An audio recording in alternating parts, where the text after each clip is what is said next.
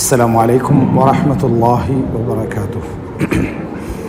إن الحمد لله نحمده ونستعينه ونستغفره ونعوذ بالله من شرور أنفسنا ومن سيئات أعمالنا من يهده الله فلا مضل له ومن يضلل فلا هادي له وأشهد أن لا إله إلا الله وحده لا شريك له وأشهد أن محمدا عبده ورسوله أما بعد.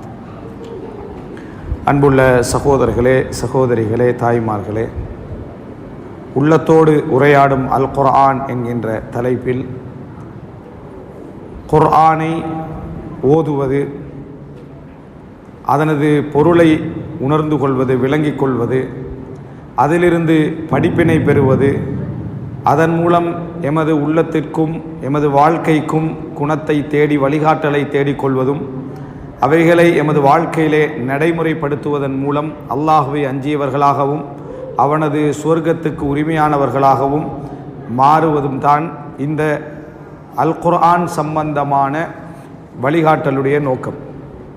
இந்த தலைப்பு உள்ளத்தோடு உரையாடும் அல் குர்ஆன் என்கின்ற இந்த தலைப்புடைய முடிவின் பின்னால் எமது உள்ளத்திலே அல் குர்ஆனை எப்படி நாம் படிப்பினை பெறுவது, எப்படியெல்லாம் அல் குர்ஆனை நாம் கவனம் செலுத்த வேண்டும், எப்படியான ஈடுபாடு எமக்கு அல் குர்ஆனோடு இருக்க வேண்டும் என்பது சம்பந்தமான ஒரு வழிகாட்டல் முழுமையாக நமக்கு கிடைத்திருப்பது தான் இந்த தலைப்புடைய பிரதானமான நோக்கம். அன்புள்ள சகோதரர்களே, சகோதரிகளே, இந்த அல் குர்ஆன் என்பது முதலாக நாம் ஆழ்மனதிலே பதிய வைத்து கொள்ள வேண்டும்.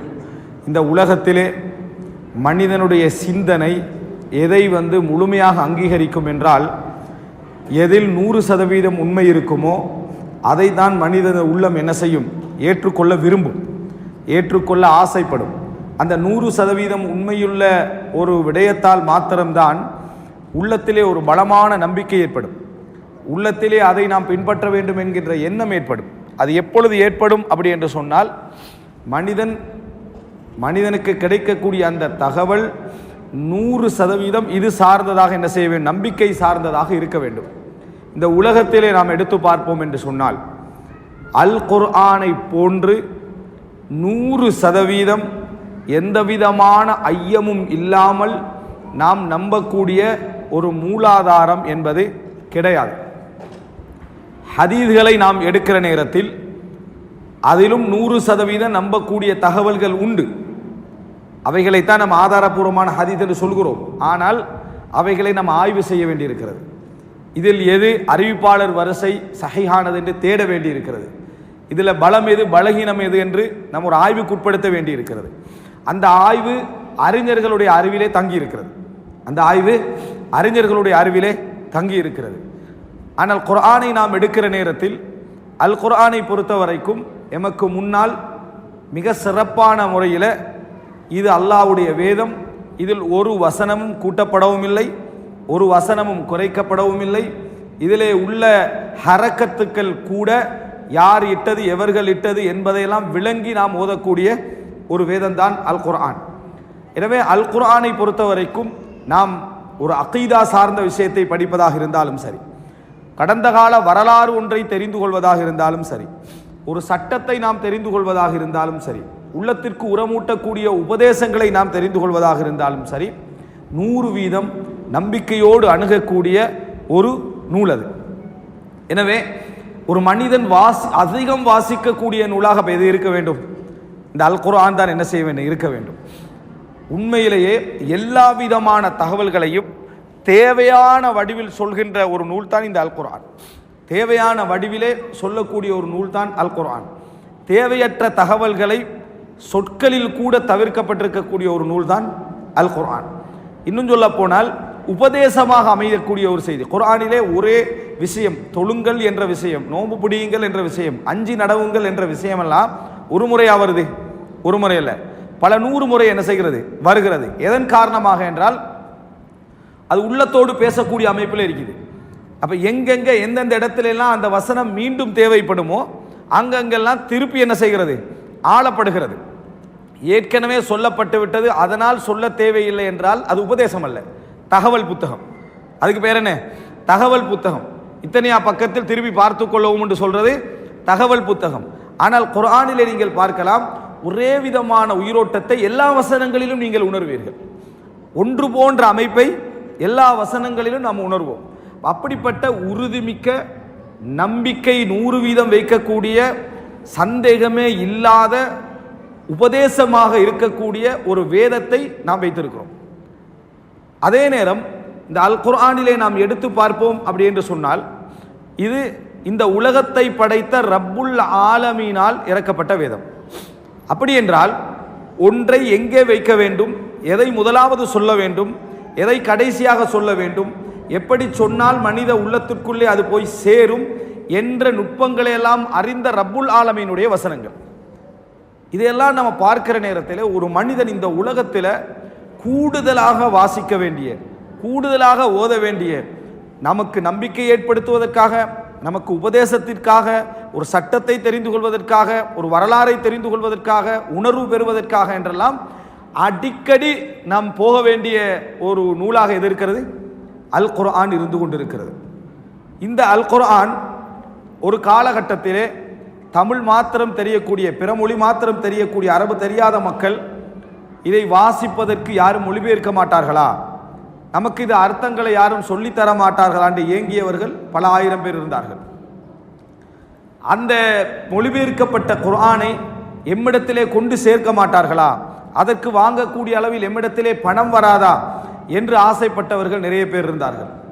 இந்த ஒவ்வொரு வசனங்களுக்கும் விளக்கங்கள், இறக்கப்பட்ட காரணிகள், அதனோட சம்பந்தப்பட்ட தொடர்பான விளக்கங்கள் எல்லாம் தெரிந்து கொள்வதற்கு எங்களுக்கு வழி உராதா என்று ஆசைப்பட்டவர்கள் இருந்தார்கள். இன்றைக்கு எல்லாம் தாண்டி போய் எந்த மொழியில், எந்த அமைப்பில், எப்படி உங்களுக்கு வேண்டுமோ அதைவிட மேலதிக வசதியோடு அல் குர்ஆன் எங்களது பைகளிலே வைத்து கொண்டிருக்கிறோம், எங்களது கைகளிலே வைத்து கொண்டிருக்கிறோம். விரும்பிய மொழிபெயர்ப்பை, விரும்பிய விளக்கங்களை விரும்பிய மொழியிலே பெறக்கூடிய அமைப்பிலே நாம் வைத்து கொண்டிருக்கிறோம். ஆனாலும் கூட இவ்வளவு இருந்தும் அந்த அல் குர்ஆனோடு எந்த சம்பந்தமும் அற்றவர்களாக நாம் இருப்பதை நம்ம பார்க்கிறோம். இவ்வளவு இருந்தும் அந்த அல் குர்ஆனை ஏனோ தானோ என்று ஓதுவதும், ஏனோ தானோ என்று ஓதுவதும், அல்லது ஒரு கடமைக்காக ஓதுவதும், அல்லது பரக்கத்துக்கும் சிறப்புக்காக ஓதுவதும் என்பதாகவே இருந்து கொண்டிருக்கிறதே தவிர அல் குர்ஆனை அப்படி ஒரு அற்புதமான முறையிலே அணுகிய மக்களை காண முடியவில்லை. அல்லாஹ் ரப்புல் ஆலமீன் சொல்லுகிறான், இந்த வேதத்தை மலையின் மீது நாம் இறக்கி வைத்திருந்தால் அந்த மலை அச்சத்தின் காரணமாக வெடித்து சிதறி இருக்கும் என்றான். அதனுடைய உண்மையான வெயிட்டை அல்லாஹு தாலா சொல்லுகிறான், அதனுடைய உண்மையான வெயிட்டை அல்லாஹு தாலா சொல்லி காட்டுகிறான். இந்த குர்ஆனை ஓதுகின்றவர்கள், இந்த குர்ஆனை ஓதுகிற நேரத்தில் உண்மையான யூத கிறிஸ்தவ மத குருமார்கள் இந்த குர்ஆனை ஓதினால், நேர்மையாக யூத கிறிஸ்தவ மதத்தில் இருக்கக்கூடிய மார்க்க அறிஞர்கள் இந்த குர்ஆனை ஓதினால் அவர்களுக்கு என்ன செய்யும்? கண்களால் கண்ணீர் வடியும். அதிலே இறக்கப்பட்டிருக்கக்கூடிய உண்மையை அவர்கள் உணர்கிற நேரத்தில் அவர்கள் சுஜூதிலே விழுவார்கள் என்று அல்லாஹு தாலா சொல்லி காட்டுகிறான். அதாவது யூத கிறிஸ்தவர்களில் இருக்கக்கூடிய உண்மையான உலமாக்கள் இதை படித்து அவர்களுக்கு இஸ்லாத்தை ஏற்பதை தவிர வேற வழியே இருக்காது என்கின்ற உணர்கின்ற அமைப்பில் இந்த வேதம் என்ன செய்கிறது? பேசுகிறது என்று அல்லாஹு தாலா சொல்லி காட்டுகிறான். இவ்வளவெல்லாம் இருந்தும், அவ்வளவு பலமான இறைவன் எங்களோடு உரையாடக்கூடிய ஒரு அழகான உபதேசங்களுடைய தொகுப்பாக இருந்தும், கடந்த கால வரலாறுகள் என்று எதை எடுத்துக்கொண்டாலும் மிக நம்பிக்கையோடு அணுகக்கூடிய ஒரு நூலாக இருந்தும், நம்ம குர்ஆனை ஓதுகிறோம். முதலாவது சூரத்துல் ஃபாத்தியாவுக்கு அடுத்ததாக அலிஃப் லாம் மீம் ஸாலிகல் கிதாப் லா ரைப ஃபீ ஹுதல் லில் முத்தகீன், இதில் எந்த விதமான சந்தேகமும் இல்லை என்று எந்த நூலுடைய முன்னுரையிலையும் நீங்கள் பார்க்க மாட்டீங்க. அவனால் சொல்ல முடியாது, நான் இயன்ற அளவுக்கு ஆய்வு செய்து தொகுத்து எழுதியிருக்கிறேன், பிழை இருந்தால் சுட்டி காட்டுங்கள், திருத்திக் கொள்கிறேன். இதுதான் பொதுவாக எல்லா நேர்மையான எழுத்தாளர்களும் உச்சகட்டமாக அவர்களது நூலுக்கு வழங்க முடிந்த உத்தரவாதம்.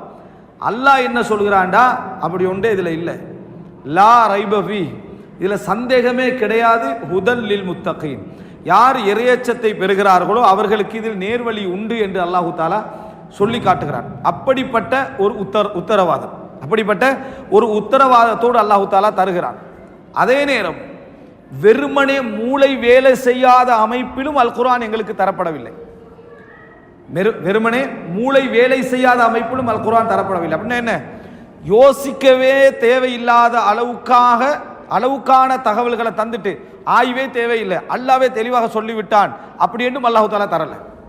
அல்லாஹ் என்ன செய்கிறான் என்று சொன்னால், சில விஷயங்களை மிக தெளிவாகவும், சில விஷயங்களை ஓரளவு தெளிவாகவும், சில விஷயங்களை மூடலாகவும், சில விஷயங்களை தேடி பெற்றுக்கொள்கின்ற அமைப்பிலும், சில விஷயங்களை இந்த குர்ஆனை எதிர்க்க வருகின்றவர்கள் எதிர்த்தவர்களாகவே மரணிக்க வேண்டும் என்பதற்காகவும் அல்லாஹ் தகவல்களை பதிஞ்சுகிறான். இந்த குர்ஆனை எதிர்க்க வேண்டும் என்று வருகின்றவர்களுக்கு எதிர்ப்பை இன்னும் அதிகரிக்கின்ற அமைப்பிலும் அல்லாஹ் தஆலா குர்ஆனை என்ன செய்திருக்கிறான், அமைத்திருக்கிறான். அதனால்தான் ஆய்வின் வேட்கையை குர்ஆன் ஓதுகின்ற பொழுது நீங்கள் உணர்வீர்கள், தேடலின் வேட்கையை உணர்வீர்கள், உத்தரவாதமான தகவல்களை நாம் என்ன செய்வோம், உணர்வோம். இன்னும் இந்த வசனங்களை அந்த வசனங்களை 4 பேரிடத்தில் கேட்க வேண்டும் என்கின்ற தகவல்களை நாம் உணர்வோம். அல்லாஹ் ரப்புல் ஆலமீன் சொல்லுகிறான், எப்படி இருந்தாலும் சரி, இது அல்லாஹ் அல்லாதவரிடமிருந்து இது வந்திருந்தால் நீங்கள் நிறைய முரண்பாடுகளை என்ன செய்திருப்பீர்கள், கண்டிருப்பீர்கள் என்று அல்லாஹ் தஆலா சொல்லி காட்டுகிறான். அன்புள்ள சகோதரர்களே, அல்லாஹ் தஆலா சவாலும் விடுகிறான். எப்படி சவால் விடுகிறான் என்று சொன்னால், நீங்கள் இந்த அல் குர்ஆனில் சந்தேகம் உடையவர்களாக இருந்தால், இது இறைவனிடமிருந்து இறங்கியது என்பதில் உங்களுக்கு சந்தேகம் இருக்கும் என்றால், ஆரம்பமாக சொல்றான், நீங்க ஒரு 10 வசனங்களை கொண்டு வாங்க, பின்னர் ஒரு வசனத்தை ஏனும் நீங்க என்ன செய்ய கொண்டு வாருங்கள் என்று அல்லாஹ் தஆலா சொல்கிறார். ஒரு வசனத்தை ஏனும் கொண்டு வாருங்கள் என்று ஒரு வேதம் சவால் விடுகிறது. அந்த சவாலை யாராலும் முறிக்க முடியவில்லை என்றால் என்ன அர்த்தம்? இது நம்ம வெறும் ஈமானோட மட்டும் விளங்க வேண்டாம், அறிவோட விளங்கி பாருங்க. என்ன சவால் அது, என்ன சவால் அப்படி என்று சொன்னால், இந்த குர்ஆனை நீங்க ஆரம்பத்திலிருந்து கடைசி வரைக்கும் பெரட்டினீங்கன்னா ஒரு விஷயத்தை உணர்வீர்கள், முழு உலகத்தையும் சொந்தம் கொண்டாடக்கூடிய வார்த்தைகளை உணர்வீர்கள். அந்த அல் குர்ஆனுடைய பேச்சு எப்படி இருக்குமெண்டா, முழு உலகத்தையும் சொந்தம் கொண்டாடக்கூடிய வார்த்தை வசனங்கள் நீங்க பார்ப்பீங்க. அல்ஹம்துலில்லாஹி ரப்பில் ஆலமீன், முழு உலகத்துக்கும் இறைவனான அல்லாஹ்வுக்கு எல்லா புகழும். இப்படி ஒரு வசனத்தை யாருக்காக எழுதின அந்த புக்கை நம்ம அப்புறம் வாசிப்போமா? யாராவது ஒருத்தர் என்ன இந்த புக்கை எழுதின நான் தான் செவ்வாய்க்கோளுக்கு சொந்தமானவன், முழு உலகம் வேணாம், செவ்வாய்க்கோளுக்கு நான் தான் சொந்தமானவன் எழுதினா கூட நம்ம வாசிப்போமா? வாசிக்க மாட்டோம். அவன் சொந்தம் கொண்டாடக்கூடிய நிலத்துக்கே 60 வருஷம் கேரண்டி வச்சு தான் நம்ம என்ன செய்வோம், வாசிப்போம். குர்ஆன் கடைசி வசனம் வரைக்கும் நீங்க அப்படி பாப்பீங்க. லம் யலித் வலம் யூலத் வலம் யகுல் லஹு குஃபுவன் அஹத். அவன் யாரையும் பெறவும் இல்லை, அவன் யாருக்கு பிள்ளையும் இல்லை, அவனுக்கு ஒப்பாக எதுவும் இல்லை. இப்படி யாரால எழுதலுமா? சும்மா ஒரு பேருக்கு ஒரு புக் எழுதலுமா? அப்படி அந்த மாதிரி யாரால எழுத முடியாது. என்னை யாரும் பெறவும் இல்லை, நான் யாராலும் பெறப்படவும் இல்லைன்னு யாராலும் எழுத இயலாது. அதைத்தான் இறைவன் சொல்ற, இது அல்லாஹ்வுடைய வேதம் என்று நம்பு. 160-170 கோடி மக்கள் இந்த உலகத்தில் இதை வாசிக்கிறார்கள். இதை ஒரு கிறுக்குத்தனமான புத்தகம், அறிவற்ற புத்தகம் என்று உன்னால முழுமையாக நீ 2 விஷயம் வைக்கலாம். நீ இஸ்லாத்துக்கு எதிராக இருக்கிறதுனால 4 விஷயம் கொண்டு வரத்தான் செய்வாய். ஆனா இது உனக்கு அடியோட இதை பிள்ளை என்று சொல்றதுக்கு என்ன, உன்னிடத்தில் எதுவும் இல்லை. அப்ப குர்ஆனுடைய எல்லா இடங்களையும் எடுத்து பார்த்தீங்கன்னா சொந்தம் கொண்டாடக்கூடிய அமைப்பிலான, அதாவது ஒரு போக்கு குர்ஆன்ல முழுசாக இருக்கும். எந்த வசனத்தை நீங்க எடுத்துக்கொண்டாலும், இன்னா அதைனாக்கல் கௌசர் ஃபஸல்லி லிரப்பிக வன்ஹர் இன்ன ஷானிஅக ஹுவல் அப்தர், உமக்கு நாம் கௌதர் என்ற தடாகத்தை தந்தோம் என்று அல்லாஹ் தஆலா சொல்றான். சொல்றவன் ரப்பு, சொல்லப்பட்டவர் நபி அப்படின்னு நம்ம சொல்றோம். இந்த மாதிரி ஒரு பேருக்காவது ஒரு வசனத்தை யாருக்காவது சொல்ல இயலுமா? அரபு நட, இலக்கிய நட, அதெல்லாம் ஒரு பகுதியை விடுங்க. பேருக்கு ஒரு புத்தகத்தை எழுதி நாம் கௌதர் என்ற ஒரு தடாகத்தை தந்தோம், எனவே நீ உமது இறைவனுக்கு வணங்குவீராக என்று சொல்லி எழுதுறவனுக்கு என்ன செய்யலாது, சொல்ல இயலாது. அப்போ இந்த உலகத்தை சொந்தம் கொண்டாடக்கூடிய ரப்புல் ஆலமீனுடைய வார்த்தைகள் என்பதை நீங்க ஆரம்பம் தொடக்கம் கடைசி வரைக்கும் உணரலாம்.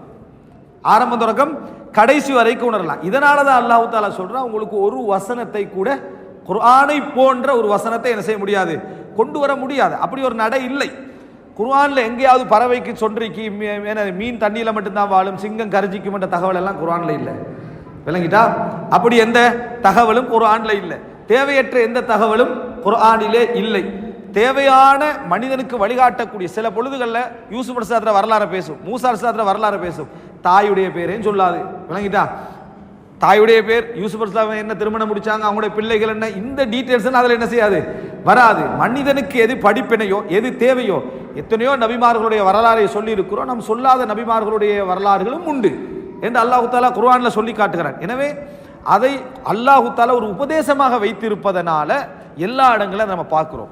அதே போல சிலருக்கு ஒரு யோசனை இருக்குது, குர்ஆனுடைய சப்ஜெக்டை எப்படி படிப்பினை பெற வேண்டும் என்பதற்கு நான் ஒரு உதாரணத்தை தொகுத்திருக்கிறேன். என்றால் நம்ம சில விஷயங்களை புரிந்து கொள்ள வேண்டும். குர்ஆன் ஒரு உபதேசம்.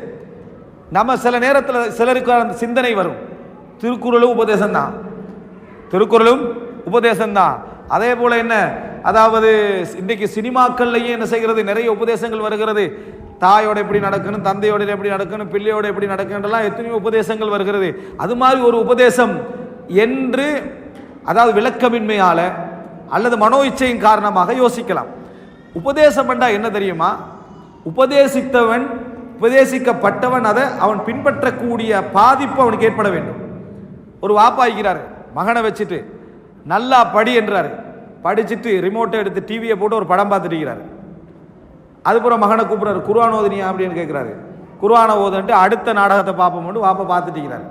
உதாரணத்துக்கு மறுபடி கூப்பிட்றாரு, இஷா தொழுதியா, இஷா தொழுவிட்டு நெக்ஸ்ட் சீரியல் என்னன்னு பார்த்துட்டு இருக்கிறாரு.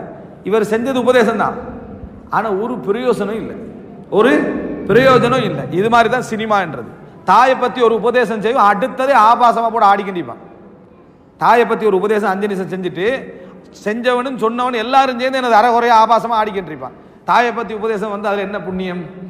இப்போ ஒருத்தன் தாயை பற்றி உபதேசம், தாய் அப்படின்ட்டு உணர்ந்து அடுத்த நிமிஷமே அவன் ஆபாசமாக என்னது ஆடல் காட்சியோட நீ இருந்து என்று சொன்னா, பாடல் காட்சியோடு இருந்தீண்டா அது உபதேசம். அது உபதேசம் அல்ல. உங்களே வெல்றதுக்காக வேண்டி என்ன சின்ன ரசனை என்ன செஞ்சுக்கிறான், போற்றிருக்கிறான்னு அர்த்தம். உபதேசம் என்றால் என்னன்னா, உனது இறுதி நிலையை ஆரம்ப நிலையை முறிக்க கூடாது. நீ ஃபர்ஸ்ட்டுக்கு சொன்னா அடுத்தது அதை பலப்படுத்திக்கொண்டு போகணுமே தவிர, உன்னை உள்ளம் உறுதி பெறணுமே தவிர, நீ திடீர்னு என்னது ஒரு உபதேசம் பண்றது எழுப்பி டான்ஸ் ஆடுறதும் விளங்கிட்டா, திருப்பி உபதேசம் பண்றது மறுபடி ஆபாசமா போறதும், திருப்பி உபதேசம் பண்றது என்னது மக்களை போட்டு கொல்றதும், இப்படி வச்சா இது என்ன, இதுக்கு பேர் உபதேசம் அல்ல. உபதேசம் என்று சொன்னால் கடைசி வரைக்கும் உன்னோட உள்ளத்தில் அது அதிகரிச்சு கண்டு போகுமே தவிர வேற மாதிரி இருக்காது. எனவே எல்லா வகையிலையும் யோசிச்சிங்கன்னு சொன்னால் இந்த குர்ஆனில் கிடைக்கக்கூடிய அந்த அபரிமிதமான தாக்கம் வேற எதுலையும் கிடைக்காது. இந்த குர்ஆனை ஒருவர் விளங்காமல் தொடர்ந்து ஓதிக்கொண்டிருக்கிறார். அப்படி இருந்தால் கூட இந்த குர்ஆன் ஷிஃபா லிமா ஃபிஸ் சுதூர், உள்ளத்திலே உள்ளவைகளுக்கு மருந்தாக அமையும். குர்ஆனை ஒரு தந்தை ஒரு மகனுக்கு இந்த குர்ஆனுடைய விளக்கத்தை விளங்கப்படுத்துறதுக்காக ஒரு உபதேசம் செய்கிறார். ஒரு நெட்டு வளையிலான அமைப்பிலான ஒரு இதை கொடுக்குறார், வட்டி மாதிரி ஒன்றை கொடுக்குறாரு. அதில் ஃபுல்லாக இதால் எடுத்து தண்ணியை நிரப்பு வாளியிலேன்னு. மகன் கேட்குறாரு, எப்படி இதான் நிரப்புறேன், எப்படியோ ட்ரை பண்ணி நிரப்புன்றார். அவன் அந்த நெட்டை என்ன செய்ய, நெட்டால் தண்ணி அள்ளினா என்ன செய்யும், ஒரு செகண்ட் அசைக்கல, இங்கே வர முன்னால் தண்ணி என்ன செஞ்சிடும், வடிஞ்சிடும். அவனும் ஏதோ தந்தை சொன்னத்தில் ஏதோ ஒரு விஷயம் இருக்கும் வாங்கிக்கிட்டு ஒரு 1/2 மணி நேரமாக ட்ரை பண்ணுறான். ஆனால் ஒரு துளி கூட வாளிக்கு என்ன செய்ய முடியலை, அவனால் சேர்ப்பிக்க முடியவில்லை. தந்தைகிட்ட வந்து சொல்கிறாரு, வாளியில் ஒரு துளி கூட என்னது எனக்கு சேர்ப்பிக்க முடியவில்லை என்று. அப்போ அவர் சொல்கிறாரு, இதுதான் அல் குர்ஆன். நீ வாளியில் ஒரு துளி கூட தண்ணி நிரப்பாது விட்டாலும் நீ எடுத்த வட்டி அப்படி க்ளீன் ஆகி பாரு. நீ தண்ணி அள்ளினாய் தானே, அந்த வட்டி அப்படியே முழுமையாக சுத்தம் அடைந்து அந்த நிலைமைக்கு மாறி இருக்குது. நீ போன நோக்கம் வாளியில தண்ணி நிரப்புறது தான், அது நிரம்பவில்லை ஒரு துளியும். ஆனா நீ எதனால அள்ளினாயோ அந்த வட்டி என்ன செய்கிறது, மிகவும் சுத்தமான ஒரு நிலையை என்ன செய்திருக்கிறது, அடைந்திருக்கிறது. இது மாதிரி தான் அல் குர்ஆன். உங்களோட சிந்தனையில போய் எவைகள் பதியாது விட்டாலும் நீங்க ஓத ஓத எதனால் அள்ளினீர்களோ அந்த உள்ளம் என்ன செஞ்சிடும், சுத்தமாகிவிடும். அந்த உள்ளம் சுத்தமாகிவிடும். எனவே கேட்பவருக்கும் ஒரு தாக்கத்தை ஏற்படுத்தக்கூடிய, தொடர்ந்து ஓதுகின்றவருக்கு உள்ளத்தை சுத்திகரிக்கக்கூடிய அற்புதமான ஒரு வேதம் அல் குர்ஆன். இந்த அல் குர்ஆனில் அவரவர்களது ஈடுபாடுக்கு ஏற்ப, அவரவரது அறிவுக்கு ஏற்ப, அவரவரது தொடர்புக்கு ஏற்ப அல் குர்ஆன் தாக்கமுற்றுக்கொண்டே செல்லும். அல் குர்ஆன் என்ன செய்யும், அதுக்கு எல்லை இல்லை, உச்சகட்ட தாக்கம் வரைக்கும் போகும். அதை ரசூல் ஸல்லல்லாஹு அலைஹி வஸல்லம் சொல்லி காட்டுறாங்க. லவ் தஅலமூன மா அஅலம் லதஹிக்தும் கலீலம் வலபகைத்தும் கதீரா. நான் அறிந்தவற்றையெல்லாம் நீங்கள் அறிந்திருந்தால் நீங்கள் குறைவாக சிரித்திருப்பீர்கள், கூடுதலாக அழுதிருப்பீர்கள். குறைவாக சிரித்திருப்பீர்கள், கூடுதலாக நீங்கள் அழுதிருப்பீர்கள் என்ன சொன்னாங்க. அப்படின்னா என்ன, அறிவு அதிகரிக்க அதிகரிக்க விளக்கம் அதிகரிக்கும், விளக்கம் அதிகரிக்க அதிகரிக்க தாக்கம் அதிகரிக்கும், தாக்கம் அதிகரிக்க அதிகரிக்க எல்லா பொருள்களுடைய உலகத்துடைய படைப்புகளுடைய யதார்த்த நிலை விளங்கிடும். யதார்த்த நிலை விளங்கிட்டான்னு சொன்னா அவன் உள்ளம் ஒரு சரியான பாதையில் போகக்கூடிய அமைப்பில் இருக்கும். அவரவர்களுக்கு ஏற்ப அந்த தாக்கம் என்ன செய்யும், வித்தியாசப்படும் என்பதை நாம் என்ன செய்ய வேண்டும், புரிந்து கொள்ள வேண்டும். அன்புள்ள சகோதரர்களே, இந்த அல் குர்ஆனுடைய ஈடுபாடு நம்மிடத்திலே வர வேண்டும். எத்தனையோ முஸ்லிம் அல்லாத சகோதரர்கள் அவர்கள் இஸ்லாத்தை விமர்சிப்பதற்காகவோ ஆய்வுக்காகவோ அல்லது என்ன ஒரு நல்ல தகவலுக்காகவோ அல் குர்ஆனை என்ன செய்கிறார்கள், மொழிபெயர்ப்புகளை படிக்கிறார்கள், மொழிபெயர்ப்புகளை தேடுகிறார்கள், மொழிபெயர்ப்புகளை படிக்கிறார்கள், மொழிபெயர்ப்புடைய அந்த தகவல்களை சேர்க்கிறார்கள். இப்படிப்பட்ட மக்களை நாம் என்ன செய்கிறோம், பார்க்கிறோம். அப்ப இந்த மாதிரி இருக்கக்கூடிய நிலையில நம்ம அதாவது எங்களது நிலை எப்படி இருக்கிறது என்றால் அந்த மாதிரி ஒரு தொடர்பட்ட நிலை இருக்கிறது பார்க்கிறோம். இப்போ அண்மையில் ஒரு தகவல் நான் ஒரு சகோதரர் மூலம் எனக்கு பகிரப்பட்டது என்னன்னு சொன்னால், அதாவது தமிழ்நாட்டில் இருக்கக்கூடிய ஒரு தமிழ் சகோதரர், அவர் நிறைய நூல்களை சேர்த்து வைத்திருந்த ஒரு சகோதரர், அவர் அல் குர்ஆனுடைய தர்ஜுமாக்களுடைய வரலாறை தொகுக்கிறார். இந்த இதில் பார்க்கலாம் நீங்க, அதனுடைய வரலாறு, அதனுடைய தர்ஜுமாக்களை என்ன செய்கிறார், அவனுடைய வரலாறு, அதனுடைய ஹிஸ்டரிகளை தொகுத்து அல் குர்ஆனுடைய தர்ஜுமா முதலாவது எது வந்துச்சு, முதலாவது வந்த தஃப்சீர் என்ன, முதலாவது வந்த மொழிபெயர்ப்பு என்ன, முதலாவது வந்த என்ன அந்த நூட்கள் என்னென்ன, எது முதல் மொழிபெயர்ப்பாக இருந்துச்சு என்று இயக்க வேறுபாடுகள் இன்றி அந்த முழு தர்ஜமாக்களையும் ஆய்வு செய்து முழு தஃப்சீர்களையும் ஆய்வு செய்து ஒரு முஸ்லிம் அல்லாத சகோதரர் ஒரு நூலை என்ன செய்யறாரு, வெளியே போடுறார். போடுற டைம்ல முஸ்லிம்களோட மைண்ட் செட் தெரிஞ்சு பிரேக்கெட்ல என்ன போடுறாங்க, ஜமாத்து வேறுபாடு இன்றி அப்படின்னு போடுறாரு. எப்படி ஜமாத்து வேறுபாடுகள் இன்றி இந்த ஆய்வு என்ன செஞ்சுக்குது, செய்யப்பட்டிருக்கிறது. அந்த புத்தகமும் வெளிவந்திருக்குது, அந்த புத்தகமும் வெளிவந்திருக்குது. அப்ப அவர் அதுல நிறைய தொகுக்கிற அரபு தமிழ்ல எழுதப்பட்ட நூட்கள் என்ன, அரபு தமிழ அரபு எழுத்துல என்ன செய்யறது எழுதுற அரபு தமிழ் அருவி எழுத்தின் மூலம் எழுதப்பட்ட நூட்கள் என்ன, வெண்பாக்கள் என்ன, அதாவது பகுதி பகுதியான மொழிபெயர்ப்புகள் என்ன என்ற முழு ஆய்வு. இந்த ஒரு ஆசை நமக்கு வாசிக்கிறது கூட வருது இல்லையே, நம்ம ஆய்வை விடுங்கள். தமிழ்ல புகாரி வந்துட்டு, முஸ்லிம் வந்துட்டு, திருமிதி வருது, நசாய், இப்னு மாஜா, அஹ்மத், முஸ்னத் அஹ்மத் என்று எத்தனையோ வந்து கண்டிருக்கு. அவைகளெல்லாம் லேசுபடுத்துறதுக்கான வழிகள் வந்து கண்டிருக்கு. ஆனா நம்ம அந்த பொக்கிஷங்களை எடுத்து படிக்கக்கூடிய ஆர்வம் நம்மிடத்தில் என்ன செய்யவில்லை, இன்னும் வரவில்லை என்பது உண்மையிலேயே வேதனைக்குரியது. எனவே அன்புள்ள சகோதரர்களே, குர்ஆனுடைய தாக்கம் நம்மிடத்திலே செல்வாக்கு செலுத்த வேண்டும் என்றால் குர்ஆனை நாம் முதலாவது ஓத பழகணும். குர்ஆனை ஓத பழகணும். ஓத பழகணும் என்ற உடனே நீங்க தஜ்வீதுக்கு போய் உங்களே என்ன செய்ய வேண்டிய அவசியம் இல்லை, அழித்துக் கொள்ள வேண்டிய அவசியம் இல்லை. நீங்க முதலாவது இருக்கிற உங்களது விளக்கத்தை வைத்து அந்த குர்ஆனை நம்ம ஒரு நாளைக்கு ஒரு 2 தாள் 3 தாள் நம்ம என்ன செய்யணும், ஓதணும். ஒரு 2-3 தாள் மொழிபெயர்ப்புகளை நான் படிக்க வேண்டும். பிஸி என்று மட்டும் என்ன செய்ய வேண்டாம், சொல்ல வேண்டாம். அதை போல ஒரு பொய்யான ஒரு வார்த்தை இல்லை. பிஸி என்பதை போல ஒரு பொய்யான வார்த்தை இல்லவே இல்லை. என்ன காரணம் என்றால் பிரையாரிட்டி தான்.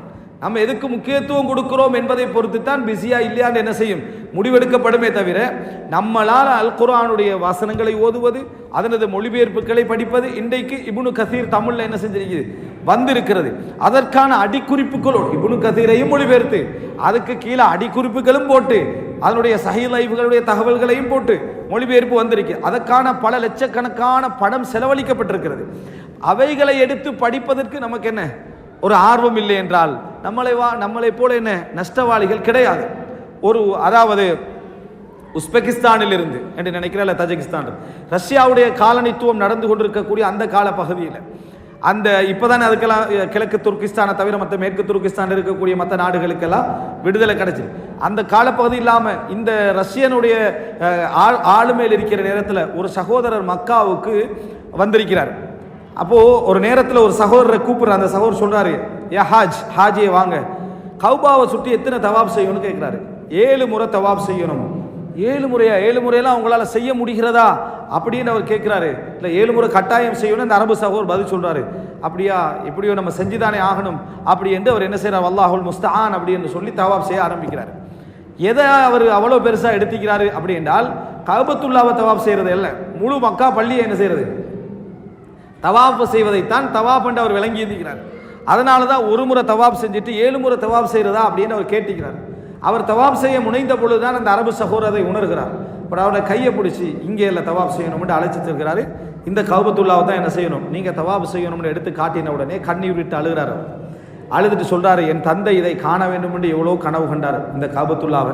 எங்களுக்கு இப்போதான் நான் என்ன செய்கிறேன், ஃபர்ஸ்டாக கண்ணால் காண்கிறேன். நாங்கள் முஸ்லீம் பேர்களை வைக்க முடியாத அளவுக்கு காலனித்துவத்துக்கு உட்படுத்தப்பட்டிருக்கிறோம். குர்ஆனுடைய மொழிபெயர்ப்பு வாசிக்க முடியாத அளவுக்கு நாங்கள் ஒளிச்சு என்ன செய்கிறோம், நாங்கள் வாசிக்கிறோம். மார்க்கத்தை பின்பற்ற முடியாத இடத்துல நாம் என்ன செய்கிறோம், இருந்து கொண்டிருக்கிறோம் என்று சொல்லிவிட்டு தவாப் செய்துவிட்டு அழுது தொழுதார். அதை பார்த்துட்டு எனக்கு என்னது மனம் உருகியது.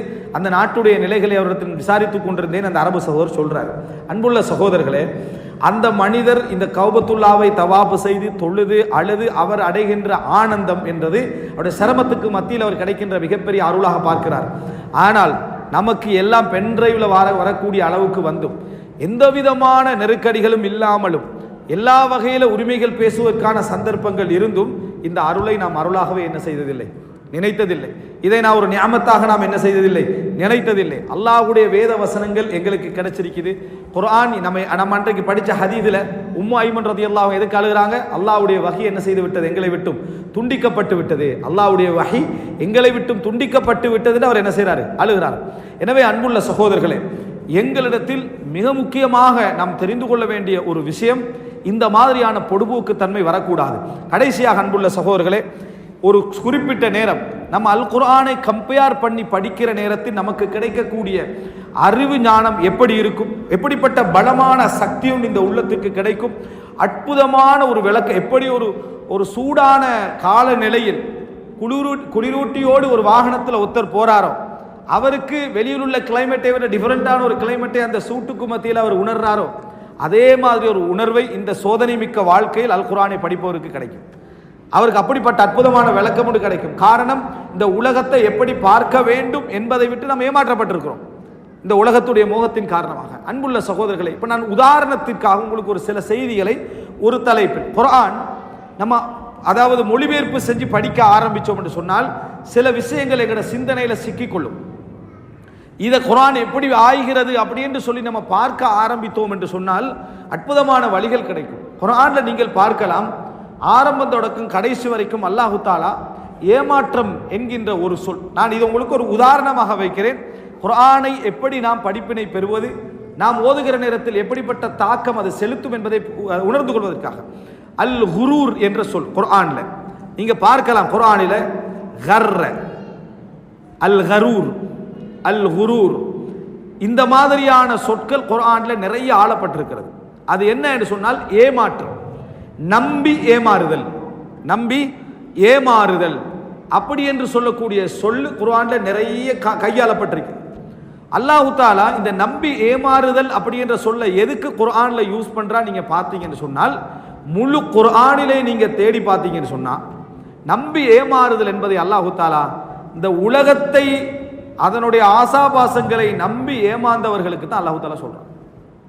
இந்த உலகத்தை நம்பி அதனது ஆசாபாசங்களை அப்படியே உள்ளத்துக்குள்ள எடுத்து ஏமாறுகின்றவர்களை ஏமாளிகள் என்று அல்லாஹு தாலா குர்ஆன்ல என்ன செய்யறான், சொல்லி காட்டுகிறான்.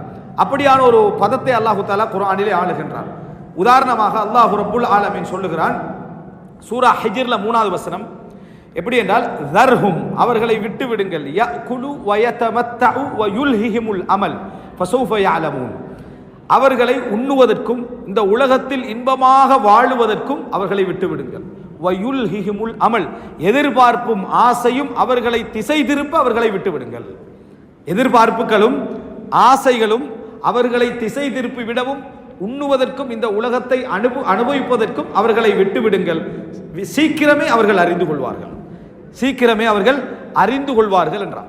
இன்னொரு வசனத்தில் அல்லாஹ் தஆலா யஅலமூன ஸாஹிரம் மினல் ஹயாத்தித் துன்யா இந்த உலகத்தை மேலோட்டமாக அவர்கள் அறிந்து வைத்திருக்கிறார்கள். இந்த உலகத்தை மேலோட்டமாக அவர்கள் அறிந்து வைத்திருக்கிறார்கள் என்று சொல்றான். அப்ப அல்லாஹ் தஆலா இந்த இடத்துல ஒரு மனிதனுடைய ஏமாறுதலுக்கு பின்னால் என்ன இருக்கிறது என்று சொல்றதுக்கு வயுல்ஹிஹிம் அல் அமல், அமல் என்ன ஐன் அரபுல அமல் செய்யறது, அமல் அப்படின்ற அலிஃப் ஹம்சா வந்தால் எதிர்பார்ப்பு, ஆசை, எண்ணம் இவைகள் அதிகரிக்க அதிகரிக்க மனிதனுக்கு என்ன நினைவு வரும்னா, மார்க்கத்தோடு சம்பந்தப்பட்ட, பொறுப்போடு சம்பந்தப்பட்ட, மறுமையில் விசாரணையோடு சம்பந்தப்பட்ட எந்த கடமைகளையும் பற்றிருக்கார். அந்த அமலின் காரணமாக அவன் திசை திருப்பப்பட்டு கொண்டே இருப்பான். அதுதான் அவனை என்ன செய்யும், ஏமாற்றிக் கொண்டே இருக்கும் என்று அல்லாஹ் தஆலா உபதேசிக்கிறான். ஒரே அடியாக உபதேசம் என்ன செய்யாது, பதியாது. விளக்கம் ஏற ஏற, சிந்தனையில் விளக்கம் உட்கார உட்கார அது எங்களுக்கு ஒரு என்ன செய்யும், உணர்வாக மாறிக்கொண்டே வரும். அல்லாஹு தஆலா சொல்லுகிறான் சூரா ஆல இம்ரான் 185 186வது வசனம். குல்லு நஃப்ஸின் ذائقத்துல் மௌத் ஒவ்வொரு உயிரும் மரணத்தை சுகித்தே தீர வேண்டும், ஒவ்வொரு உயிரும் மரணித்தே ஆக வேண்டும். வ இன்னமா துவஃபௌன உஜூரக்கும் யௌமல் கியாமா உங்களது அனைவருடைய கூலிகளும் மறுமை நாளில் உங்களுக்கு வழங்கப்படும். உங்களுடைய செயல்களுடைய அனைத்து கூலிகளும் மறுமை நாளில் உங்களுக்கு வழங்கப்படும். ஃபமன் ஸுஹ்ஸிஹ அனின் நார், எவர் நரகத்தை விட்டு தூரமாக்கப்பட்டு வ உத்ஹிலல் ஜன்னத ஃபக்கத் ஃபாஸ், சொர்க்கத்தில் நுழைவிக்கப்படுகிறாரோ அவர் வெற்றி அடைந்தார். வமல் ஹயாத்துத் துன்யா இல்லா மதாஉல் குரூர், இந்த உலக வாழ்க்கை என்பது ஏமாற்றும் இன்பமே தவிர வேறு எதுவும் இல்லை அப்படின்றாங்க. உங்களை ஏமாற்றக்கூடிய இன்பமே தவிர வேறு எதுவும் இல்லை. இதில் அல்லாஹ் தஆலா மறுமையை சொல்லலை. ஏமாற்றும் இன்பம் என்றதை நீங்க நினைச்சிடக்கூட மறுமையில தான் அது ஏமாற்றும் இன்பம் என்று வழங்க மாட்டேன். அல்லாஹ் தஆலா பல விஷயங்கள் அதில் சொல்லி காட்டுகிறார். சொல்லிட்டு லதுப்லவுன்ன ஃபி அம்வாலிக்கும் வ அன்ஃபுஸிக்கும் வல தஸ்மஉன்ன மினல்லதீன ஊதுல் கிதாப மின் கப்லிக்கும் வ மினல்லதீன அஷ்ரகு அதன் கதீரா. லதுப்லவுன்ன ஃபி அம்வாலிக்கும், உங்களது சொத்துக்களிலே நீங்கள் சோதிக்கப்படுவீர்கள். உங்கள் சொத்துக்களிலே நீங்கள் சோதிக்கப்படுவீர்கள். அதே போல உங்கள் உயிர்கள் விஷயத்தில் நீங்கள் சோதிக்கப்படுவீர்கள். அதே போன்று வேதக்காரர்களிடமிருந்தும் இஸ்லாத்தை நிராகரித்த இணை வைப்பாளர்களிடமிருந்தும் நிறைய அசௌகரியங்களை நீங்கள் கேட்பீர்கள். இஸ்லாத்துக்கு எதிராக என்ன செய்வீங்க? நிறைய அசௌகரியங்களை கேட்பீர்கள். வ இன் தஸ்பிரு, நீங்கள் பொறுத்தீர்கள் என்று சொன்னால், வ தத்தகு, அல்லாஹ்வை பயந்து வாழ்வீர்கள் என்றால், ஃப இன்ன ஸாலிக மின் அஸ்மில் உமூர், அதுதான் காரியங்களால் மிகவும் பலமானது என்று அல்லாஹ் தஆலா சொல்லி காட்டுகிறார். இந்த சூறால அல்லாஹ் தஆலா இந்த உலக வாழ்க்கை என்பது ஏமாற்றக்கூடிய இன்பம், சோதனைகள் உங்களுக்கு தொடர்ந்து வந்து கொண்டே இருக்கும், நீங்கள் பொறுத்து பயந்து வாழ்ந்தால் உங்களுக்கு மறுமையில் என்ன வெற்றி உண்டு என்று அல்லாஹ் தஆலா சுருக்கமாக சொல்கிறார். இப்போ அடுத்த வசனத்தில் அல்லாஹ் சூரா ஹதீத் 20வது வசனத்தில் நீங்க இதில் எல்லாவற்றிலும் அந்த குரூர் என்ற சொல்லுடைய தொடர்பை பார்த்துக்கிறோம். ஏமாற்றம் என்றது அல்லாஹ் தஆலா சொல்கிறான், இஅலமு, அறிந்து கொள்ளுங்கள், அன்னமல் ஹயாத்து துன்யா லஐப், இந்த உலக வாழ்க்கை என்பது விளையாட்டு. விளையாடுற டைம்ல சீரியஸாக தான் எல்லாரும் விளையாடுவாங்க. எப்படி? இது விளையாட்டு. ஆனால் விளையாட்டை எப்படி எல்லாரும் விளையாடுவாங்க? சீரியஸாகத்தான் விளையாடுவாங்க. அதில் உசிரையும் விடுவாங்க, அதில் குடும்பத்தையும் இழப்பாங்க. எல்லாம் விளையாட்டுன்னு பேர் வச்சுக்கிற எல்லா விளையாட்டும் எப்படி நடக்குது? சீரியஸாக நடக்குது. அதே மாதிரி தான் இது. இந்த உலக வாழ்க்கை ஒரு விளையாட்டு, வலஹூன் ஒரு கேளிக்கை, வசீனா ஒரு அலங்காரம். அல்லாஹ் 3 பேர் சொல்றா பாருங்க. லஐப் விளையாட்டு, லஹு அது என்ன ஒரு, அதாவது திசை திருப்பக்கூடிய ஒரு மனிதனுடைய ஒரு அதாவது ஒரு கேளிக்கை, வசீனா அலங்காரம், வத்தஃபாகுர் உங்களில் ஒருவருக்கொருவர் பெருமை அடித்துக் கொள்ள. உலகத்தோடு சம்பந்தப்பட்ட எந்த காரியமாக இருந்தாலும் சின்ன பெருமையாவது வந்துடும், சிறிய ஒரு பெருமையாவது என்ன செஞ்சிடும்? வந்துவிடும். வத்தஃபாகுரும் பைனக்கும் உங்களுக்கு மத்தியில் பெருமை அடித்துக் கொள்ளல்.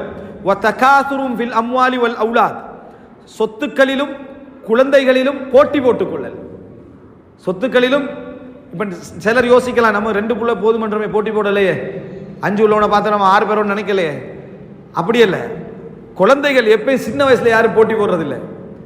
எப்படியோ கண்ணை பத்திட்டு வளர்ந்துச்சுன்னு வைங்களேன், 9 பிள்ளைகள் நின்று அப்படியே ஒரு 10-15 பிள்ளைகள் ஆண் குழந்தைகள் பெரிய வயசுல நின்றான்னு வைங்களேன், அப்பதான் அவன் பெருமை ஸ்டார்ட் ஆகும். அப்பதான் என்ன செய்வான்? 12 பேர் இருக்கிறான் எனக்கு ஆம்பளை பிள்ளைகள், அப்பதான் அவனது அந்த என்ன செய்யும்?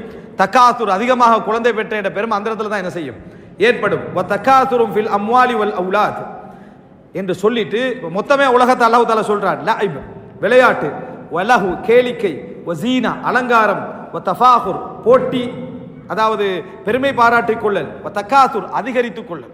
இந்த 5 தான் உலகம். இந்த 5ல ஒரு பண்பு எல்லா இடத்திலையும் எந்த இன்பத்திலையும் இருந்து கொண்டே இருக்கும். சொல்லிட்டு அல்லாஹ் தஆலா இது ஏமாற்றக்கூடிய தன்மைதான் என்று அல்லாஹ் தஆலா ஏன் சொல்றான் அப்படின்னா, கமதலி கைஸில் பெய்கின்ற மழை இருக்கிறதே அது போலதான் இதெல்லாம். பெய்கின்ற மழை போலதான், பொழிகின்ற மழை போலதான் இதெல்லாம். அஜபல் குஃபார நபாத்து, அந்த மழை பொழிந்தவுடன் அப்படியே வறண்ட நிலங்கள் எல்லாம் முளைத்து பச்சை பசேலன தாவரங்களும் புட்பூண்டுகளும் என்ன, அதாவது கதிர்களும் வளர்ந்துடும். அறுவடைக்காரர்கள் அதை பார்த்து மிச்ச சந்தோஷமா இருப்பாங்க. குஃபார்னு அல்லாஹ் இங்க சொல்றது அறுவடைக்காரர்களை. அவர்கள் அதை பார்த்தா என்ன செய்வாங்க? இவ்வளவு தொழிச்சு 5 ஏக்கர் என்ன அழகா தொழிச்சு வளர்ந்திருக்குது அப்படி என்ற ஒரு மகிழ்ச்சியில் இருப்பாங்க. இப்படி இருக்கிற டைம்ல சும்ம யஹீஜ், அது கொஞ்ச காலத்தில் என்ன செய்யும்? அப்படியே அதனுடைய உச்சகட்டத்தை அடைந்து ஃபதராஹு முஸ்ஃபர், பின்னர் அது மஞ்சள் நிறமாக மாறி, சும்ம யகூன் ஹுதாமா, அதே கவர்ச்சியாக இருந்த அந்த தாவரங்கள் எல்லாம் என்ன செய்யும்? குப்பை கூலங்களாக நீங்கள் பார்க்கிற உங்கள் கண் முன்னாலே என்ன செய்யும்? அவைகள் மாறுகிறது. இதுதான் உலகம் என்றார். இந்த உலகத்தில் நீங்க எந்த இன்பத்தை அனுபவித்தாலும் அதனது இறுதி குப்பையாக தான் இருக்கும். அந்த இறுதி குப்பையாக இருக்கும். இளமை அனுபவிக்கிறவன் முதுமையை எதிர்பார்த்தாகணும். ஆரோக்கியத்தை அனுபவிக்கின்றவன் நோய் காலத்தை என்ன செய்யணும்? எதிர்பார்த்தாகணும். அழகு என்றத ஒரு இடத்துல எதிர்பார்த்தவன் அலங்கோலத்தை அந்த இடத்துல என்ன செய்யணும்? எதிர்பார்த்து தான் ஆகணும். எந்த சந்தோஷங்களை எடுத்துக்கொண்டாலும் மழலையாக நினைக்கக்கூடிய குழந்தைகள் ஒரு காலத்தில் நமக்கு மனசு நோகக்கூடிய வார்த்தைகளோடு வருவார்கள் என்பதில் கொஞ்சமாவது அதில் இருக்கும் என்றதில் எந்த விதமான சந்தேகமும் இல்லை. அன்புள்ள சகோதரர்களை, எனவே இந்த உலகத்துடைய எல்லா அலங்காரங்களும் ஒரு வகையில் நாம் முழுசாக நம்பினோம்டா, முழுதாக அனுபவிச்சோம்டா நம்ம ஏமாறுறோம் என்னது அர்த்தம் என்று அல்லாஹு தஆலா சொல்லி காட்டுகிறான். சொல்லிவிட்டு வஃபில் ஆஹிரா, மறுமை நாளில் அதாபுன் ஷதீத், கடுமையான வேதனையும், வ மக்ஃபிரத்தும் மினல்லாஹி வ ரிதுவான், அல்லாஹ்விடமிருந்து மன்னிப்பும் திருப்பொருத்தமும் உண்டு, வமல் ஹயாத்துத் துன்யா இல்லா மதாஉல் குரூர், இந்த உலகம் ஏமாற்றும் இன்பமே அன்றி வேறு இல்லை என்று அல்லாஹு தஆலா சொல்றான். நீங்க குர்ஆனை ஒவ்வொரு ஜுஸ்ல பிரட்டி அப்படி ஓதிக்கொண்டு போகல, அங்கங்க அல்லாஹு தஆலா இதை சொல்லிக்கொண்டே இருப்பான். மதாஉல் குரூர் மதாஉல் குரூர் அல்லாஹு தஆலா சொல்லிக்கொண்டே இருப்பான். அன்புள்ள சகோதரர்களே, அல்லாஹு தஆலா சொல்லி காட்டுகிறான். அதாவது சூரா ஹதீதில் 14-18 வரைக்கும் அல்லாஹு தஆலா சொல்லுகிறான், மறுமை நாளில் முனாஃபிகீன்கள் சொல்வார்கள், யுனாதூனஹும் அலம் நகுன் மஅக்கும், இந்த மூமின்களை அழைத்து உங்களோடு நாம் இருக்கவில்லையா, உங்களோடு நாம் இருக்கவில்லையா என்று சொல்வார்கள். காலு பலா, நீங்க எங்களோடு தான் இருந்தீர்கள், வலாக்கின்னக்கும் ஃபதன்தும் அன்ஃபுஸக்கும், நீங்களே உங்களை சோதனைக்குள்ளாக்கி கொண்டீர்கள். இஸ்லாம் கிடைச்ச பிறகும் சோதனைக்குள்ளாக்கி கொண்டீர்கள் என்றா என்ன தெரியுமா? இஸ்லாம் கிடைச்சிட்டு, குர்ஆன் கிடைச்சிட்டு, ஹதீஸ் கிடைச்சிட்டு, அதுல இன்பம் அடையாம மற்றவனை பத்தி யோசிக்கிறது, உங்களே நம்மளே குழப்பறேன்டா என்ன தெரியுமா? அல்லாஹ் உங்களுக்கு நேர்வழி தந்தா நீங்க என்ன செய்யணும்? அல்ஹம்துலில்லாஹ், அல்லாஹ் நேர்வழி தந்துட்டா சுஜூத் செஞ்சு அல்லாஹ்வுக்கு நன்றி செலுத்தி வாழ்ந்துட்டு போகணும். அதெல்லாம் உட்கார்ந்துட்டு சின்னத்திலே மௌத்தாயினவன் எப்படி வந்து நரகத்துக்கு போவான்? இவருக்கு நேர்வழி கொடுத்ததுனால இவருக்கு வந்த பிரச்சனை, அவர் எப்படி நரகத்துக்கு போகலாம்? யாரு யாரை அவரால் நினைக்கிறது? அவனுக்கு விளக்கம் இல்லையே, இவன் எப்படி நரகத்துக்கு போகலாம்? இதில் என்னமோ ஒரு குழப்பம் இருக்குது. அப்படி என்று செஞ்சு கடைசியில் அவன் போற இடத்துக்கு இவரும் போயிடுறது. யாரு இந்த இறங்கினாரு? இவரும் போயிடுறது. கேள்விகள் அவர் எப்படி எடுக்கணும்? அல்லாஹு தஆலா எனக்கு நேர்வழி தந்துட்டான், நான் இந்த நேர்வழியில் உறுதியாக இருக்கணும். சிந்தனைக்கு ஆய்வு கொடுக்கிறது வேற, அதை என்னையே மாய்க்கிற அளவுக்கு என்ன செஞ்சிடக்கூடாது, ஆய்வாக கொடுத்துடக்கூடாது. முனாஃபிகீன்களுக்கு நடந்தது அது. அல்லாஹ் தஆலா சொல்றான், அந்த அந்த மக்கள் பதில் சொல்வார்கள் முனாஃபிகீன்களுக்கு, வலாக்கின்னக்கும் ஃபதன்தும் அன்ஃபுஸக்கும், நீங்கள் உங்களையே சோதனைக்குள்ளாக்கி கொண்டீர்கள், உங்களையே குழப்பத்துக்குள்ளாக்கி கொண்டீர்கள். வதரப்பஸ்தும், முஸ்லிம்களுக்கு நீங்கள் அவர்களுக்கு எதிரான நிலைகளை எதிர்பார்த்தீர்கள். வர்த்தபுத்தும், சந்தேகப்பட்டீர்கள். வகர்ரத்துக்குமுல் அமானி, யூகங்கள் உங்களை ஏமாற்றி விட்டன. ஊகங்கள் உங்களை என்ன செஞ்சுட்ட? ஏமாற்றி விட்டன. ஊகங்கள் ஏமாற்றி விட்டன என்ன தெரியுமா? நேரடியாக நம்ம சொர்க்கத்தை நரகத்தை காண்றோம், அப்ப ஏற்படுற அறிவும் சொர்க்கம் நரகம் உண்மையானது நீங்கள் காண்பீர்கள் என்று சொல்ற டைம்ல ஏற்படுற அறிவும் ஒண்டா வேறு வேறா? வேறு வேறு. நேர கண்டா வாரது அறிவு, அதுக்கு நேர காண்பதற்கு முன்னால சொல்லப்படுற நேரத்தில் வாரது அதே 100ஆக என்ன செய்யாது, இருக்காது. 80ஆக இருக்கும், 75ஆக இருக்கும். அல்லாதவங்களுக்கு குத்தம் பிடிக்கல. நம்பிக்கை உண்ட அறிவு அளவுல எவ்வளவு இருக்கணும் என்றதான். நேர காண்ற நேரத்தில் அல்ஹம்துலில்லாஹ் ஈமான் கொண்டது எவ்வளவு சிறப்புன்னு நினைச்சா போதுமானது. இதுக்கு தான் அல்லாஹ் தஆலா சொல்றான். எனவே குழப்பங்கள் 5 வீதம் 10 வீதம் அப்படி வந்துட்டு இருக்கும்.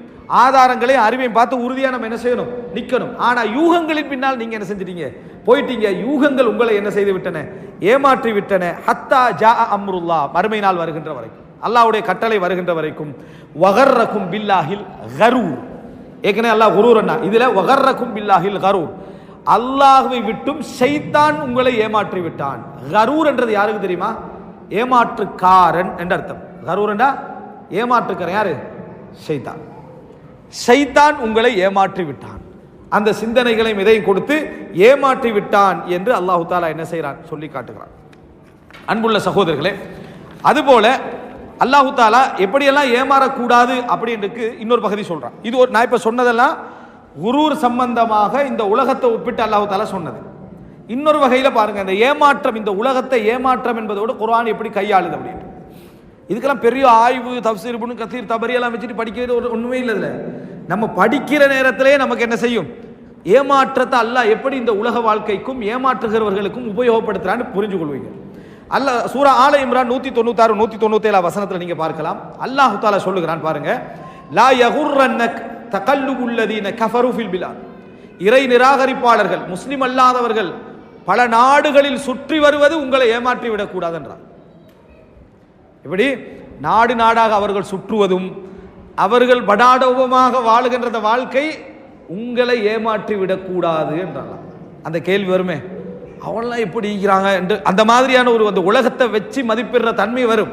அவர்கள் நாடுகள் நாடுகளாக சுற்றி திரிவது உங்களை என்ன செய்து விடக்கூடாது, ஏமாற்றி விடக்கூடாது. மதா உன் கலீல், அற்பமான இன்பம், சொற்பமான இன்பம். சும்ம மஅவாஹும் ஜஹன்னம், பின்னர் அவர்களது புகலிடம் நரகம்தான். வபிஸல் மிஹாத், தங்குமிடத்தால் அது மோசமானது என்றால் அவர்களுடைய உலக வாழ்க்கை உங்களை என்ன செய்யக்கூடாது, ஏமாற்றி விடக்கூடாது. அல்லாஹ் ரசூலுல்லாஹ்களுக்கு எப்படி சொல்றான், வஸ்பிர் நஃப்ஸக், நபியே உங்களது உள்ளத்தை பொறுமையாக வைத்துக் கொள்ளுங்கள். மஅல்லதீன யதுஊன ரப்பஹும், தனது இறைவனை பிரார்த்திக்க கூடிய அந்த மக்களோடு உங்களோட நஃப்ஸ பொறுமையா வச்சுக்கோங்க. அந்த மக்கள் இல்லாதவர்களாக இருப்பார்கள், கஷ்டப்படுகின்றவர்களாக இருப்பாங்க, அவங்களோட உங்களோட நஃப்ஸ பொறுமையா வச்சுக்கோங்க. படாடோபமாக வாழக்கூடியவர்களோட உங்களோட உள்ளத்தை என்ன செஞ்சுறாங்க, கொண்டு போய்விட வேண்டாம் என்று அல்லாஹு தஆலா என்ன செய்றான், அதை சொல்லி காட்டுகிறான். இதே மாதிரி ஒரு வார்த்தை சூரா காஃபிர் 4வது வசனத்தில் அல்லாஹு தஆலா சொல்கிறான், மா யுஜாதிலு ஃபி ஆயாத்தில்லாஹ், அல்லாஹ்வுடைய வசனங்களிலே வீண் தர்க்கம் புரிகின்றவர்கள் இல்லல்லதீன கஃபரு, இறை நிராகரிப்பாளர்களை தவிர வேறு யாராகவும் இருக்க முடியாது. ஃபலா யகுர்ருக தகல்லுபுஹும் ஃபில் பிலாத், ஃபலா யகுர்ருக தகல்லுபுஹும் ஃபில் பிலாத், அவர்களது நாடுகளான பயணம் சுற்றுதல் உங்களை ஏமாற்றி விடக்கூடாது என்று ரசூல் ஸல்லல்லாஹு அலைஹி வஸல்லம் அவங்களுக்கு அல்லாஹ் தஆலா சொல்றான். ரசூலுல்லாஹ் போன நாடுகள் என்னென்ன, மக்கா, மதீனா, அந்த தபூக், அடுத்த மேராஜ், இவ்வளவுதான். அல்லாஹ் உலகத்தை படைச்ச சொந்தக்காரர் அப்படின்னா 160 நாடுக்கு விசிட் பண்ணணும் என்றதுல அப்படியெல்லாம் ஒன்றும் இல்லை. அவங்களுக்கு அவ்வளவுதான். உலகம் உள்ள சுத்தி திரிகிறவங்க உங்களுக்கு என்ன செஞ்சிடக்கூடாது, ஏமாற்றத்தை தந்து விடக்கூடாது. இது குர்ஆன் எதெல்லாம் எங்களை ஏமாற்றும் என்பதை என்ன செய்கிறது, உள்ளத்துக்கு மருந்து. ஷிஃபாஉல் லிமா ஃபிஸ் சுதூர், ஒரு நோய் இருந்திருக்கும், குர்ஆன் அதை நேரடியாக சொன்ன உடனே உள்ளம் என்ன செஞ்சிடும், தணிஞ்சிடும். உள்ளம் என்ன செய்யும், உள்ளத்தில் உள்ள அந்த நோய்களை நீக்கும்.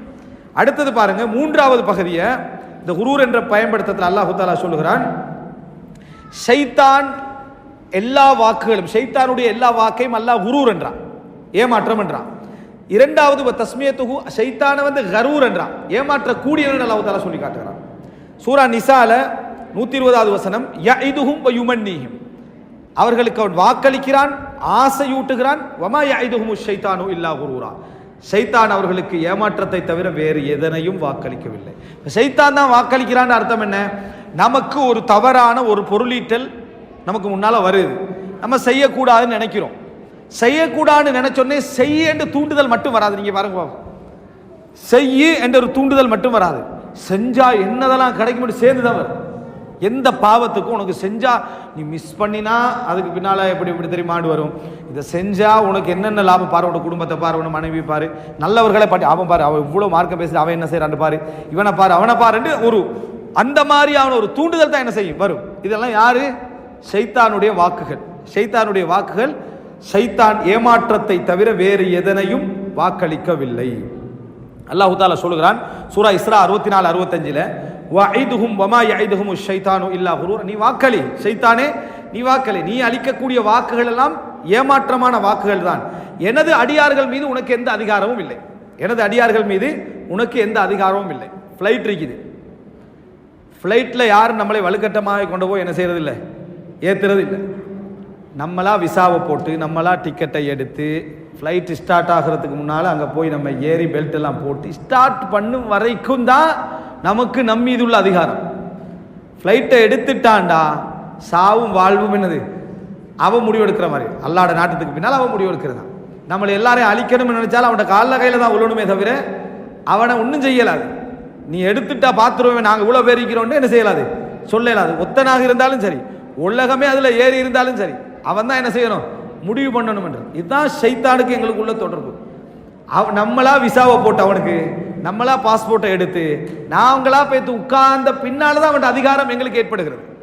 அது வரைக்கும் அவன் தூண்டிக்கிட்டு தான் இருப்பான். விசா எவ்வளவு பெருமதி, நீ எடுத்து பாரு, விளங்கிட்டான், பாஸ்போர்ட்டு நீ எடுத்து பாரு, எத்தனை நாட்டுக்கு போகலான்னு அவன் தான் தூண்டிக்கிட்டே இருப்பான். என்றைக்கு நம்ம அந்த ஸ்டேம் பண்ணி அவன்கிட்ட ஸ்டேம் பண்ணால் நம்ம மாறிடுவோமே, வாக்களிச்சுக்கிட்டே இருப்பான். அங்கே போய் உட்கார்ந்த பின்னால நம்ம அவன் சொல்றது தான் என்ன செய்யணும், கேட்கணும், அவன் சொல்ற மாதிரி தான் ஆடணும். இதுதான் அதிகாரம். அதிகாரம் சைத்தானுக்கு இல்லை. ஆனா அதிகாரத்தை யார் கொண்டு போய் கொடுக்கிறது? நம்ம தான் கொடுப்பது. அதுக்கு முன்னால் அவன் வெறும் வாக்குகளாகத்தான் என்ன செய்வான், சொல்லி கேட்டுப்பான். யுவஸ்விசு ஃபீ சுதூரின் நாஸ், உள்ளத்துக்குள் அந்த ஒரு குழப்பத்தை ஏற்படுத்தி கொண்டே என்ன செய்வான், வஸ்வாசை ஏற்படுத்தி கொண்டே இருப்பான். அன்புள்ள சகோதரர்களே, எனவே ஆதம் அலைஹிஸ்ஸலாத்தை ஷைத்தான் முதலா வழிகெடுத்தானே, அது அல்லாஹ் தஆலா சூரா ஆராஃப்ல சொல்ற டைம்ல 21 22ல ஃபதல்லாஹுமா பிகுரூர், ஏமாற்றத்தை ஆதமுக்கும் ஹவ்வாவுக்கும் அவன் வாக்களித்தான். அல்லாஹ் தஆலா ஏமாந்தத்தை சொல்ற, அந்த தவற சொல்ற டைம்ல ஏமாற்றத்தை வாக்களித்தான் என்று அல்லாஹ் தஆலா என்ன செய்கிறான், சொல்லி காட்டுகிறான். அன்புள்ள சகோதரர்களே, இந்த வசனங்கள் எல்லாம் ஒரு பகுதி. இறுதியாக அன்புள்ள சகோதரர்களே, இந்த குரூர் என்ற விஷயத்துல நல்ல மார்க்கத்தை பின்பற்றக்கூடியவர்களை பார்த்து முனாஃபிகீன்கள் குரூர் என்று சொல்வார்கள் என்று அல்லாஹ் சொல்றான். இதுவும் உள்ளத்துக்கு ஒரு மருந்து. என்ன, முனாஃபிகீன்கள் மார்க்கத்தை நல்லா பின்பற்றாங்களே, இவங்கள ஏமாளிகள், அநியாயத்துக்கு பேங்க்ல இந்த அக்கௌண்ட்ல எடுத்து 50 லட்சம் இன்னைக்கு வாங்காம விட்டுட்டு போறானே, விளங்கிட்டா, அநியாயத்துக்கு என்ன செய்யறான், இதுல போட்டு சம்பாதிக்காம இருக்கிறானே, அநியாயத்துக்கு வந்த வருமானத்தை எல்லாம் என்ன செய்யறான், ஹராம் ஹராம் என்று ஒதுங்குறானே. உலகத்துல ஏமாறுறமா இல்லையா? அவன்ட பார்வையில எல்லாத்தையும் வானாண்டா என்ன செய்யறோம், கிடைக்கிறதெல்லாம் ஏமாறுறோன்னு அர்த்தம். அல்லாஹ்வோட பேரை சொல்லி கேட்டா கொடுக்குறோம், அவன் பிழை செய்யறன்னு விளங்குது என்றால் அல்லாஹ்வோட பேரை சொல்லி கேட்கிறான்னு என்ன செய்யற, கொடுக்குறோம். டோட்டல் சொத்தை சம்பாதிச்சு 100 கோடியில 2.5 கோடி என்ன செய்யறோம், தர்மம் செய்யறோம். முனாஃபிகீன்கள் என்ன சொல்வார்கள் அப்படி என்று சொன்னால், இது யகூலுல் முனாஃபிகூன வல்லதீன ஃபீ குலூபிஹிம் மரத், முனாஃபிகீன்களும் உள்ளத்திலே நோயுள்ளவர்களும் சொல்வார்கள், கர்ரஹ உலஇ தீனுஹும், அவருடைய மார்க்கம் அவர்களை ஏமாற்றி விட்டது, அவங்களுடைய மார்க்கம் அவர்களை ஏமாற்றி விட்டது. அதாவது இந்த கந்தக் யுத்தத்தை வச்சு சொன்னாங்க, அவருடைய மார்க்கம் அவர்களை ஏமாற்றி விட்டது. அல்லாஹ் என்ன சொல்றானா, வமைய தவக்கல் அலல்லாஹ், யார் அல்லாஹ்வின் மீது பொறுப்பு சாட்டுகிறாரோ ஃபஇன்னல்லாஹ அஸீஸுன் ஹகீம், அல்லாஹ் கண்ணியமானவன் ஞானமிக்கவன் அப்படின்னு அல்லாஹ் தஆலா சொல்றான்.